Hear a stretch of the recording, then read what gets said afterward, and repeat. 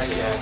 Make all the demons quiet, yeah. We were built to thrive, yeah. I think that we've all had enough. What keeps you up at night, yeah. Make all the demons quiet, yeah. We were built to thrive, yeah. I think that we've all had enough. Yeah, I think that we've all had enough. Sick of dealing with the old plan. They know that we're calling it wrong. You got me like, oh yeah, I think that we've all had enough. Sick of dealing with the old plan. They know that we're calling it wrong. Hey, it's too late to try to go contain it. A generation fueled by creation. We live lives on a small screen nation. We control the airwaves, no negotiation. I refuse to think we need saving. Something good will come from creation. And when we think that the world is too anxious, we'll adapt, evolve, survive, and save it. What keeps you up at night, yeah. Make all the demons quiet, yeah. We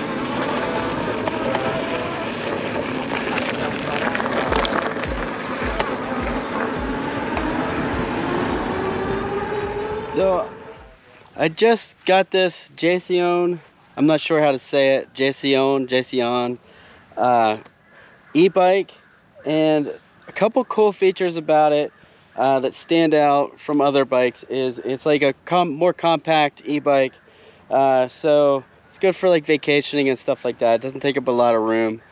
It is about 75 pounds, so when you fold it, it is hard to like lift into a trunk. You have to be very careful. I would suggest having someone help you so you don't scrape the paint off your bumper trying to get it in and out of the trunk. The handlebars fold down, it folds in half, and the pedals fold up.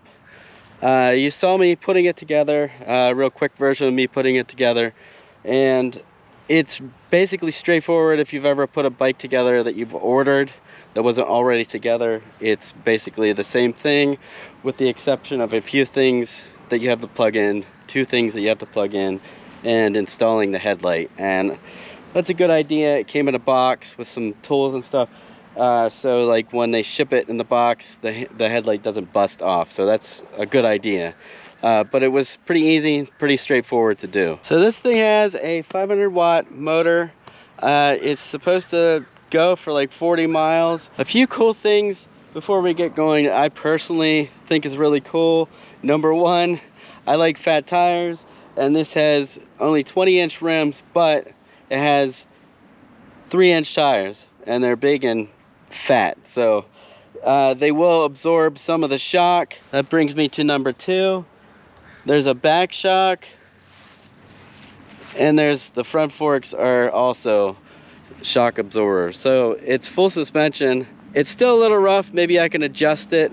Like if you hit a big gravel, it does still shake, but I assume that I could let some air out of the tires. It's rated at 35 and I pumped them up to 35 where it will get the best distance because it's less rolling resistance. But if you aren't looking to go real far on each trip, you can probably let it down to about 20 psi, and that'll give you a little bit smoother ride. Right out of the box, I rode it probably about 12 miles. It had 40%, like 42% battery out of the box, and of course I couldn't wait to ride it. I had to get on the street right away, and I rode it around and stopped a bunch of times, and I was mostly letting it, like I was in lazy mode. And by lazy mode, I mean I was barely pedaling, if at all. I pedaled every once in a while just to see what it would assist. I was in mode 5, and I was just doing the grip throttle and making it work. I was basically trying to see how quickly it would wear out if I didn't put hardly any effort into it, and it did really good. Again, it's a brand new battery with a brand new motor, so we'll see over time. So I can't really speak for longevity because this is like day 2 of having it. And I did charge it overnight. It's at 100% now, and we're getting ready to do a couple rides and couple different situations. And I'm gonna have the camera so you can see the handlebars and what I'm doing and where I'm going and how fast I'm going. I will tell you that I've had it up to 35 miles per hour pedaling it, and about 19-ish miles just making it do all by itself without any pedaling. So I'm not gonna go through like all of the details. It does have a 500 watt motor. It does have like a pretty decent distance, and I attribute that to a little bit skinnier than some e-bikes have, like really fat tires, and the more contact you have with the road, the less it's gonna, like, it's not gonna have a good distance if they have big old fat tires. And these are fat, but some of the e-bikes I've seen go up to 5-inch wide tires, and that's just too much rolling weight, too much resistance. So I haven't really read the manual yet, so I'm not 100% sure what modes 1 through 5 are, but I do know that on mode 1 it helps you just a little bit. By mode 3 it's like, you know, you're doing a little bit of work, and by mode 5 you don't feel like you're doing anything if you're pedaling. So it's definitely, I don't know if I have to read the manual for that. I kind of figured that out on my own. But also mode 5, when you're using the twist throttle on the grip, that's like the fastest I've experienced, and that's like the 19 miles per hour, and it does all the work for you. So let's get riding, testing this thing out and putting it through its paces. There will be some road, there'll be some trail. I'm gonna just hit everything I normally would with my regular mountain bike and more. So this should be really fun.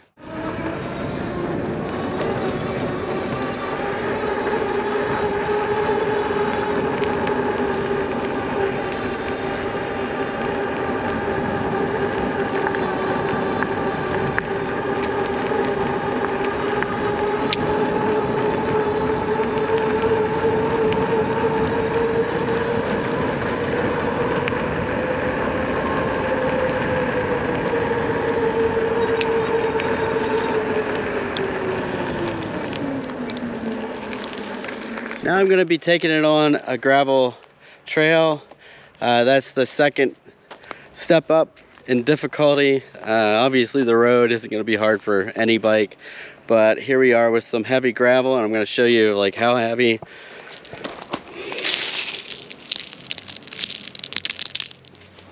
So like a stone driveway.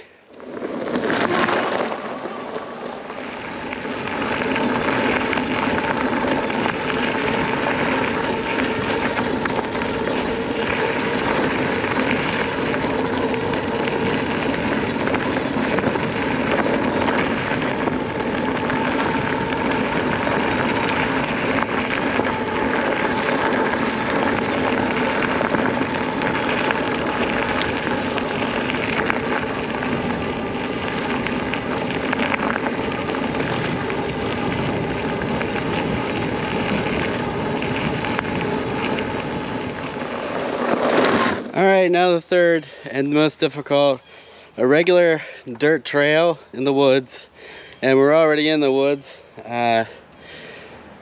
This should be fun and pretty bumpy, so sorry if the footage gets shaky here.